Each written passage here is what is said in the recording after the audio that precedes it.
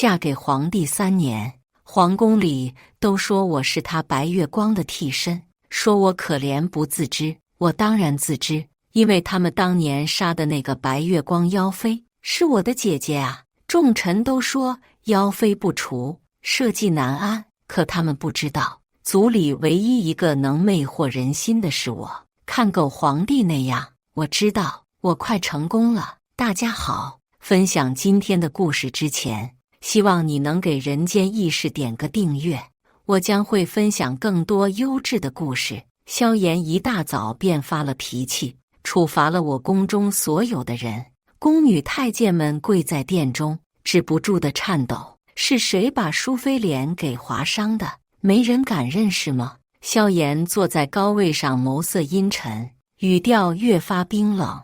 那便全杀了吧。此话一出，有个宫女哆嗦着道：皇上饶命，是锦和划的，不是我们。皇上，锦和，我的贴身宫女，自我入宫便处处针对我。早上为我梳妆的时候，不小心地划了我的脸，不就是一个替身吗？等皇上腻了，把他打入冷宫，我看他还怎么清高。锦和经常跟其他宫人嚼舌根，他总觉得萧炎会把他收入后宫中，因为萧炎曾经夸过他眼睛长得好看。不止锦和，宫里其他人都说我可怜不自知，只因我像极了萧炎死去的那个白月光。可他们只知道我是替身，却不知道那个死去的白月光是我的亲姐姐。姐姐嫁给萧炎那年就被封了贵妃，夜夜宿在姐姐宫中。众臣们没少劝诫萧炎要雨露均沾，以传宗接代，江山为重。萧炎不听，渐渐的，宫中乃至朝廷都在传姐姐是妖妃，说她蛊惑了皇上。可不曾想我姐姐真的是只狐妖。众臣都说妖妃不除，社稷难安，可他们不知道，族里唯一一个能魅惑人心的是我。人是比妖还要可怕的存在，皇宫更是吃人不吐骨头的炼狱。姐姐不听我劝，为此丢了性命。这世间再没有比我更像她的人了。浅浅一道小伤口，足以让萧炎崩溃。皇上，锦和也许只是不小心。我话未说完，锦和便被侍卫割了喉。他哀求的话未出，表情还维持着错愕。你的性子就是太软了些，主子不严厉，奴婢才们才敢以下犯上。萧炎看向我，眼底的阴沉狠辣消退，止于温柔。我害怕地低下头，掩住了嘴角那一抹笑。我重新给你安排些人来，臣妾可以指定吗？萧炎挑了挑眉，突然把我拉到他的腿上，所有人都识相地退了出去。他掐起我的脸，避开了我的伤口。下一秒，他轻轻舔舐起那伤口，清冽的寒眸却是看着我，染上了几分邪肆。我压住心里的不适，闭上了双眼。狐族的媚术一向霸道，可我不知道他居然这么霸道。萧炎抚摸着我的唇，灼热的呼吸渐近。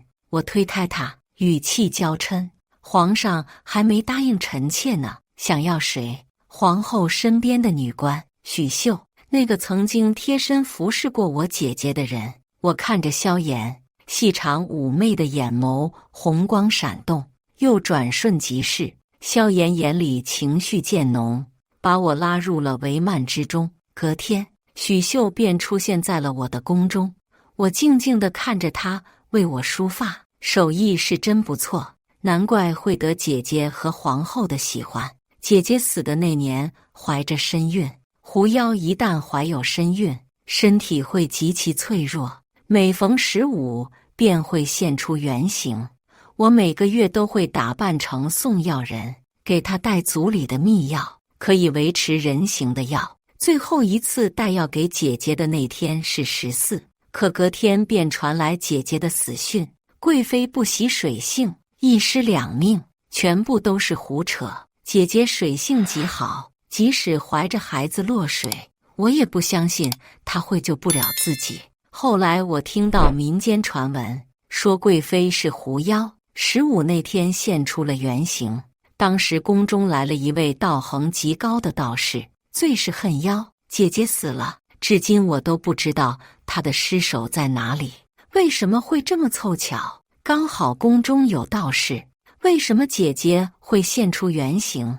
毕竟那药我是亲手送到了。我抬起眼眸，看着倒映在镜中许秀那低眉顺目的模样，手艺不错。赏。许秀欠身，脸上带着温婉的微笑。淑妃喜欢是奴婢的荣幸。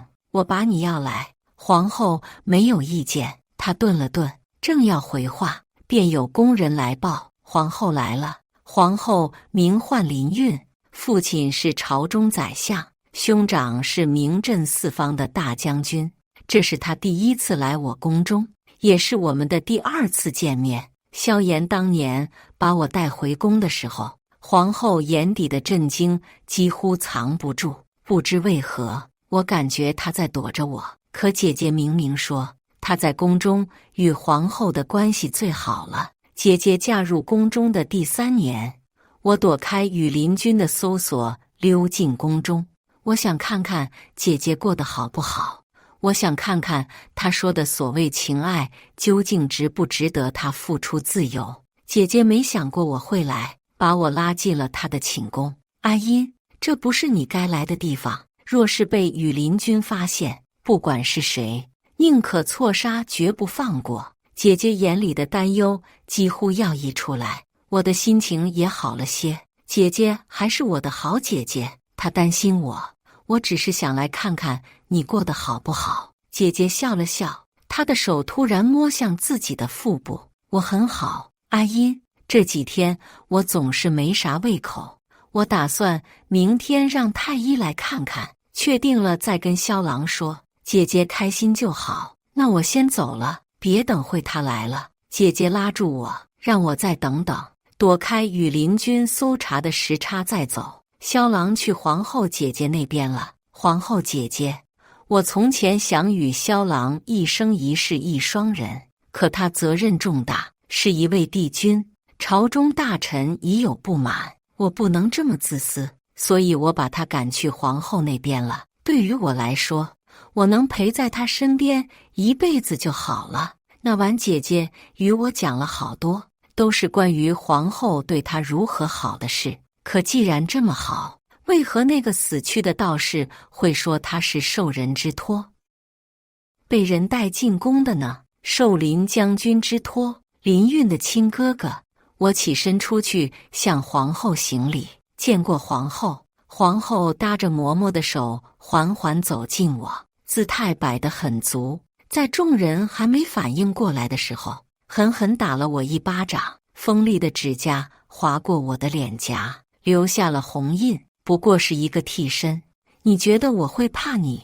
皇上宠你一时，还能宠你一世吗？你没权没势在这宫里，若失去了宠幸，下场只会很惨。我阿父是宰相，我阿兄是大将军，你拿什么跟我比？敢跟我抢人？可皇后呀皇后，有时候权势太大也并不是什么好事。我捂着脸，惶恐地跪在地上。姐姐，妹妹绝没有别的心思，若我就要宠她一世呢？萧炎的声音在大殿中冷冷地响起。林韵见到萧炎，瞬间没了那嚣张的气势。皇上，臣妾只是觉得他以下犯上，作为后宫之主，想教训他一下而已。萧炎看到我脸上清晰的红痕，闭了闭眼。来人，请皇后回去禁足半月，没有我的命令，不得出门。我望向一脸冷静的许秀，瞬间明白了什么。皇后娘家势大，可她并不聪慧，性子冲动，被立为皇后，身边出主意的却另有其人。萧炎给我送了好多药，让我这几天静养。我躺在榻上，对着摇扇的许秀说：“你年岁也不小了，可有婚配？奴婢无婚配，可有心悦之人？奴婢既已入了宫，便一辈子守在宫里，守着主子。你当真觉得林将军会纳你做妾吗？”闻言，多日来脸上无波的他终于有了裂痕。奴婢不知道娘娘说什么，她就是用了这个条件，让你出卖了当时的主子吧。沈贵妃当年待你不薄吧？你把药丢了，将道士带进宫中的时候，可有犹豫过？许秀终于抬起头，与我对视，眼里尽是心慌与错愕。奴婢不知道娘娘说什么。我俯身猛地掐住她的脖颈，扯到跟前。你既不信，我今晚便让你知晓真相。我吹出红烟，许秀晕了过去。当年得知姐姐死讯，我偷了族里的秘宝，找到了道士。道士确实是厉害，即使有武器的加持，我还是伤痕累累。要不是他最后看到了我发红的眼睛，我恐怕会死在他手上。我佯装不舒服，早早睡下，画出圆形，叼着许秀出了宫，最终在一隐蔽处停了下来。我把醒来的许秀放在屏风处，堵住了他的嘴，化成男子模样，等着那人的到来。门被推开，来人一身黑衣，很是高大，他是林运的兄长林超将军。林超把我扯了过去，紧紧抱在怀里。我好想你。屏风处的许秀瞪大了双眼。是的，林超有断袖之癖，我每次扮作男子与他会面，魅惑之后便会叫男妓来服侍他。林超是大将军，风流过后便得匆忙离开，正好给了我趁虚而入的机会。我也想你，可这世道容不下我们不能这样下去了。我眼里红光闪动，声音低沉魅惑。林超的神色突然痛苦起来。你手握兵权，我们何须偷偷摸摸？你难道不想当这江山的帝王吗？林超顿悟般点了点头，晕了过去。我把他推在一边，面无表情地开口：我姐姐的尸首在哪里？许秀泪流满面，认命般开口：我不知道。我把道士带进去后，贵妃现出原形，想要逃。宫里所有人都害怕地四处逃窜，贵妃被抓住了，皇上挡在她面前，所有人都跪求皇上处死她。可是皇上把她带走了，没有人知道后来怎么样了，也没人再见过她。这是我知道的全部，求求你放我走。呵，我扯开一个笑，伤害姐姐的人，我一个都不会放过，将仇报的更不可能放过。他忘了做错事要被砍头的时候，是姐姐救了他，让他一路升为了女官。许秀死了，尸体在井里被捞上来，听工人说是自枪，理由是不愿意服侍我这个替身，觉得受了侮辱。没有人会在意这件小事，因为林超造反了，虽然没有造成，但总归是有点本事，至少刺了萧炎一剑。林运当场晕了过去。再蠢笨的人都知道，这是真的完了。林家上下除了林运，全部斩首。林运求情不成，挟持了我这个替身。我靠在他耳边说了句：你现在害怕了吗？他愣愣地看着我，又疯了一般地推开我。不可能，不可能！你是谁？你是谁？妖妃，妖妃！我朝萧炎飞奔而去，埋入他怀中。全身害怕，止不住的颤抖。萧炎心疼地抱紧了我，眼底温度降到了冰点。林运被赐了毒酒一杯，在冷宫里不肯服死。我走进冷宫，把毒酒放在他面前。他跟我说过他的妹妹是你，这些都是你做的对吧？我挑了挑眉，他这会反倒聪明起来了。许秀之死，林超造反，你的冷宫都是。林运突然大笑起来，眼底都是满满的恨意。我从小爱慕他，可他却被你姐姐霸占，就连我们的洞房花烛夜也是你姐姐施舍的。我故意与他交好，可他身边那有本事的女官早就被我收买了。你说他为什么每到15就得从宫外拿药喝？那要是不吃会怎么样？哦，会变成满是狐臭的狐狸精呀！林运满脸挑衅，我缓缓起身，掐起他的下巴，狠狠把酒灌了进去。我转身想走，林韵在身后喊道：“可，你当真以为你能走进萧炎的心吗？你不仅是替身，你还是妖。你就没想过为什么我们会怀疑他是妖？因为最先知道的人是皇上呀，我兄长是奉了他的命呀！”哈哈哈！林韵死了，我淋着雨走到萧炎的寝宫外，萧炎撑着伞站在我的身边，他笑得一脸温柔。为什么？我再也撑不住，晕在他的怀里。醒来发现我在他的寝宫内，这个我从未踏足过的地方。我看到了一幅画，那一刻我浑身的温度降到了冰点，我才明白原来是我害死了姐姐，姐姐才是我的替身。小狐狸，我终于找到你了。萧炎低沉的声音在身后响起，不知道站了多久，我转头看着他，泪水不可置信地流了下来。自古人妖殊途，狐族里一直有条不能打破的规矩，那便是不能与人相恋，否则逐出族门。比起姐姐，我是非常讨厌人的。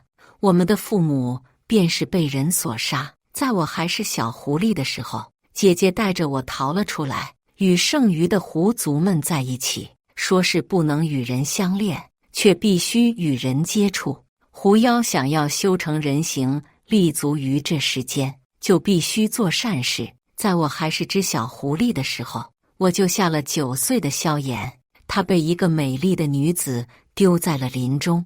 女子悲愤的声音传来：“你处处比不上萧玉，秋烈，你要是没能让你父皇夸你，我便惩罚你。”小萧炎身子颤抖着，脸色苍白潮红，像是还发着烧。母妃，我不想与弟弟相争，我们是好兄弟，他是你的竞争者，是皇后那个贱人所出，你不准再跟他玩。你若是再无欲无求，太子之位就没了。为什么你要这么笨？母妃，太子之位本就应该是皇帝的，他是皇后娘娘所出，理所当然。住嘴！女子狠狠打了他一个巴掌，蹲下身子，用力地抓着他的肩膀，不顾萧炎的疼痛。今夜你便在这林中待一夜，明日母妃来接你回去，不要让我失望。女人走了，不顾他的哀求哭喊，我伸展四肢，睁开眼睛，只觉得吵死了。可那小人儿突然不哭了，像是变了一个人。他抬头环顾四周，轻蔑的一笑：“你真是个没用的家伙，难怪母妃不喜欢你。”他在跟谁说话？萧炎突然又哭了起来。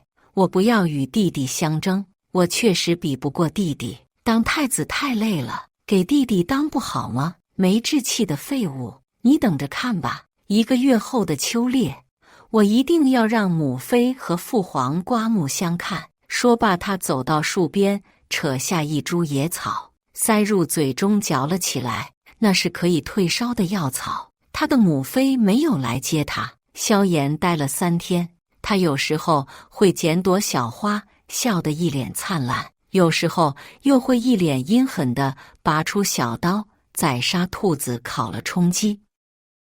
大猫是在第3天出现的，他就算把小刀挥舞得再厉害，也不过是个8岁小孩。在大猫要咬住他脖子的时候，我出手救了他。我是百年狐妖，有些灵力在身上。大猫像是意识到什么，龇牙咧嘴地跑了，而我浑身突然发出亮光，就这样在萧炎面前化成了人形。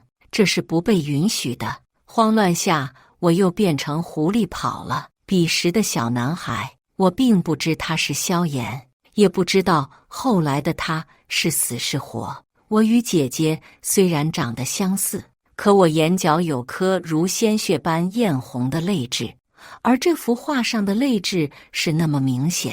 我慢慢走近他，嗓子干涩沙哑：“你一直都是冲着我来的，为什么？”头疼到快要炸裂，我没能想明白。他一直知道我是妖。萧炎看向那幅画，突然摇了摇头：“不是我，是他。”恍惚间，我仿佛看到了那个拿着花笑的一脸灿烂的小男孩。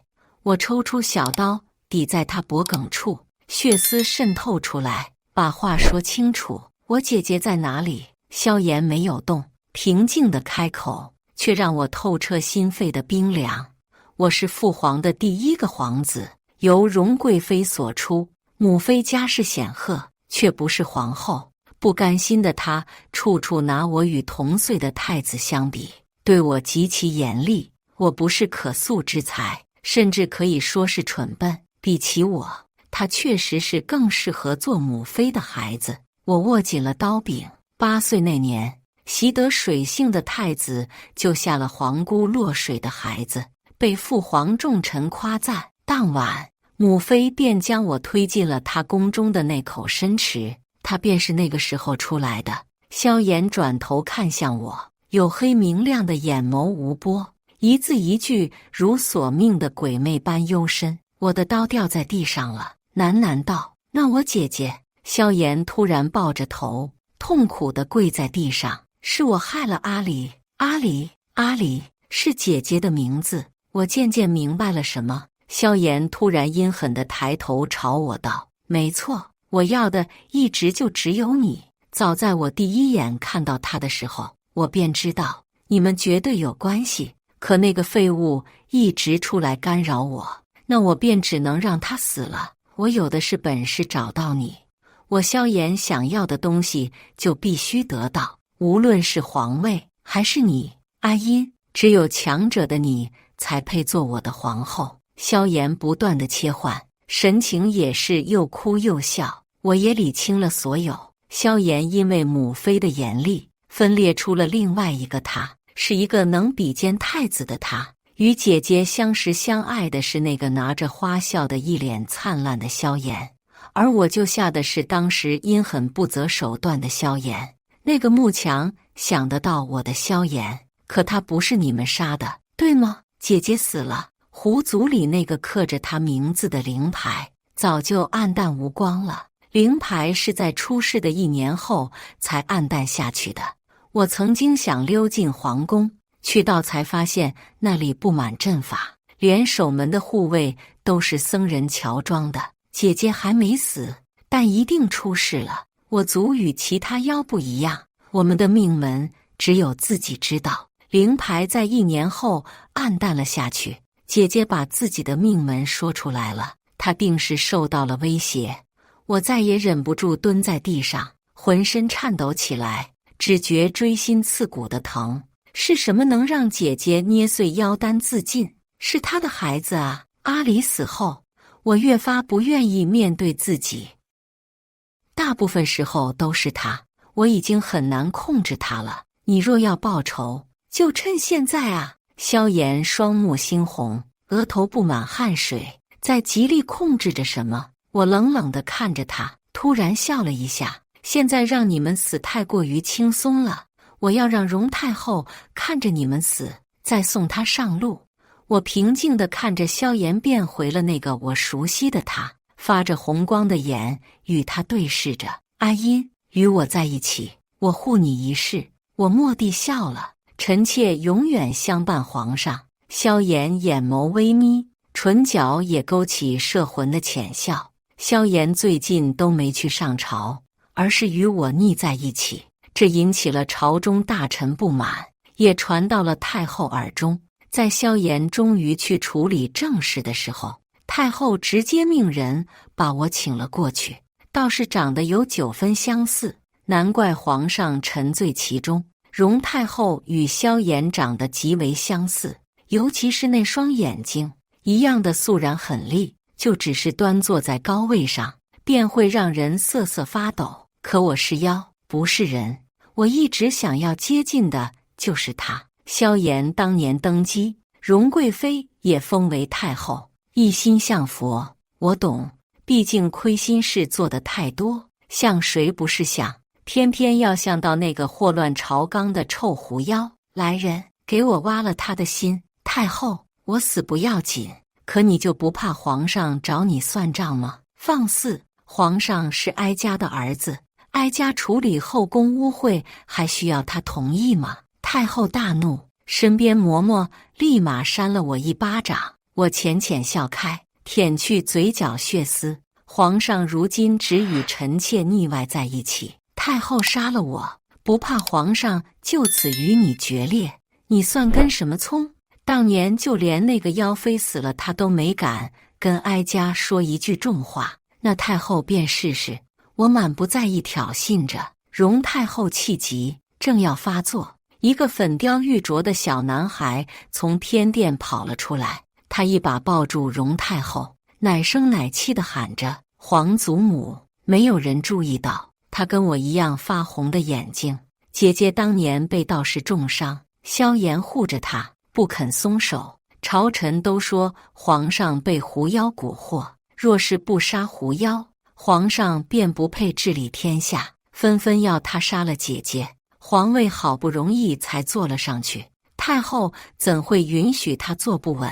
容太后把姐姐接到了她的宫中，弄了只狐狸的尸体，骗过了众臣和萧炎，然后让姐姐生下了孩子，再威胁她自尽。狐妖能魅惑人心，姐姐生的孩子若是也能，那皇位便会世代坐稳。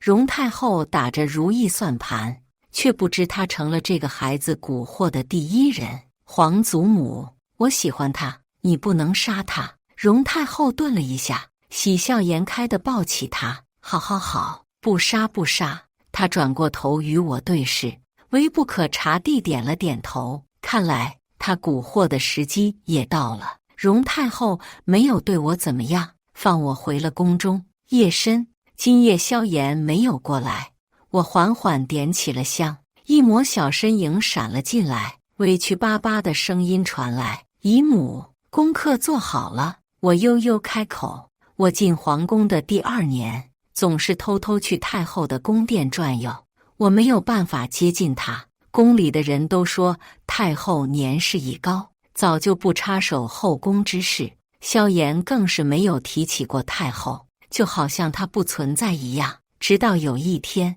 我无意看到那小人儿，他甜甜地喊着太后皇祖母，他像是意识到什么，透过隐蔽的枝叶朝我这个方向看来。我愣在原地，因为他那双发着红光的眼睛。当晚，我的寝宫内出现了一只小狐狸，它叫我姨母，早就做好了姨母。素儿很乖的，沈素巴巴地看着我，她想我夸她。我浅浅扯起嘴角，准备好了。闻言，沈素满脸担忧，早就准备好了，可我担心您。不用担心，3年1次的宫宴终于到了，不止太后得出席，朝中重臣都会到场。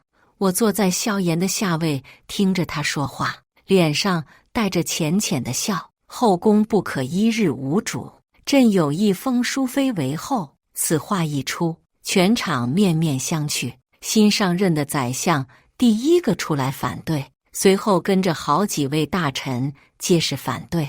毕竟之前那位妖妃也是让他们心有余悸，我又是长得如此相似，朕可不是来征求你们的意见的。太后说话了：“皇上三思，淑妃做皇后是万万不够格的。自古红颜祸水，皇上要为大局考虑。以前不也是有狐妖迷了你的眼吗？淑妃长得这么媚，莫非也是狐妖？”此话一出，所有人都骚动起来。下一秒，沈素跑了出来，抱着太后，甜甜地叫着皇祖母。皇祖母，什么是狐妖？那我也是狐妖吗？沈素突然现了形，众人皆是大惊失色。今这是从哪里冒出来的妖？今为何叫太后祖母？羽林军首领抽出剑，直便沈素砍了过去。我的手捏得死紧，太后尖叫着挡在他身前，重重地挨了一剑，场面顿时乱作一团。沈素趁机往一边树林窜了进去，我松了一口气。萧炎转头看向我，眼底情绪很淡，可马上他神色痛苦起来，语气带着颤抖：“那是我与阿离的孩子，那是我的孩子。”我站起身来，朝殿中大喊，声音魅惑：“皇上说要立我为后，可我是妖，皇上要如何立我为后？”我现出原形，变成通体雪白的白狐，朝大臣们扑去。吓坏了他们。不知谁大喊着：“他是妖，杀了他，妖非不除，社稷难安，江山怕是不保啊！”我化回人形，故意被羽林军擒拿在地。萧炎走至我跟前，居高临下的看着我：“你还是不愿意和我在一起？即使我说护你一世。”我笑了，全身妖力涌动，双眼发着红光。我是妖，你要如何护我一世？武将冲上来想取我性命，萧炎拔过身边侍卫的剑，对他一刀毙命。文臣们瞬间噤声，血溅到他的鞋子上。他突然缓缓地笑开了。那便都杀了吧。那夜哀嚎声响彻宫中每处角落，宫门大开，前太子萧玉推着轮椅来到我身边。够了吧？我笑了笑，不够，还差点。萧炎被狐妖迷惑，不惜大开杀戒，被剩余前太子党弹劾，与重伤的太后一起被禁足起来。我有把握能让萧炎死，可我没有兴趣管这江山，所以我必须找个能替代萧炎的，那就是当年的太子，萧炎的皇帝萧玉。在我还没入宫的时候，我找到萧玉，若他不废了一双腿，我想他不输萧炎。姑娘请回吧，我如今已无意牵扯京城的事。我有些惊讶，我还没说话，你怎么知道我的来意？你双目赤红，极力压制着自己眼里的杀意，一身风尘仆仆。那个方向是京城的方向。我突然在想，若他废的是一双眼，他还能知道吗？萧玉转动轮椅，转身想进屋里，被我挡在身前。我一把抓起他的衣领，半威胁半强迫地说：“我不管你的无意，我只知道我杀了萧炎的时候，你必须顶上去做皇帝。我对这个江山没有任何兴趣。”萧玉硬是被我带入了京城，我暗暗传播消息出去，让剩余的太子党蠢蠢欲动，其中就有手握20万兵权的大将军。我与萧玉说了一切，他看了我许久。你不也是恨他的？容太后害你母后，与萧炎蓄谋已久，最后造反，甚至废你一条腿。我话还没说完，便被他打断。我不恨他，可我想皇兄回来。原来萧玉一直都知道萧炎性情大变的事，可我当时不懂，皱眉问他：“你什么意思？你去了不就知道了？”我来到容太后被禁足的宫中，一把抓起她的头发问：“我姐姐尸体在哪里？在哪里？我的孙子呢？我的孙子呢？我跟你说你孙子的下落，你跟我说我姐姐的下落。姐姐，哈哈哈！你果然……”容太后笑着笑着便停了下来。当初哀家用孩子逼迫她自尽，她不肯，她挣扎着来抢孩子，想去找你，不自量力。我请了多少道士僧人守着这里，她只能死。见我要摔死孩子，她立马捏碎了妖丹，一只臭狐狸！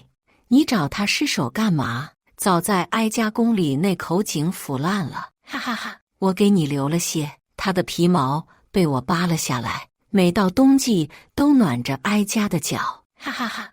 我再也控制不住，大喊着冲过去掐住他脖子，可我还是放了手。你一直都知道萧炎不是当时的萧炎，对吧？早在他落水的时候，容太后顿住了，神情突然慌乱起来。可你生的是那个资质平庸的萧炎，所以你不断逼迫他，逼他出来。因为你想要另外一个能比肩太子的萧炎去取代他，对吧？我没有，母妃，我不怪你。若是母妃喜欢那个他，我愿意退出。萧炎突然从屏风处走来，容太后痛哭出声：“不是的，母妃只是不想你父皇总是忽略我们，所以只能让你变强，这样他才会注意到我。”萧炎笑了笑。那笑容是那么温柔，他红着眼睛，而不怪您。不要！容太后大喊出声，可我已经把匕首插入了萧炎的胸口处。萧炎抓着我的手用力，让匕首深陷进去。谢谢你，照顾好他。下一秒，那个我熟悉的萧炎又出来了，他抚摸着我的脸，动作力度极其怜爱珍惜，摸着摸着便红了眼眶。阿音，你根本不需要用什么媚术，我记了你多年，后来我才知道你叫沈淑音，真好听的名字。萧炎垂下了手，我也红着眼眶放开了手。容太后彻底疯癫了，想要自戕，可我要她承受我姐姐的那种痛。我挖出了她的心脏，随后我找到姐姐那张皮，放火烧了宫殿。所有人都以为我跟萧炎殉情了。皇宫的一条密道中，我牵起早已等在那里沈肃的手，朝着宫外走去。姐姐，这个皇宫不值得用自由去换。以上就是本期的全部内容了。如果喜欢，记得订阅本频道，我们下期再见。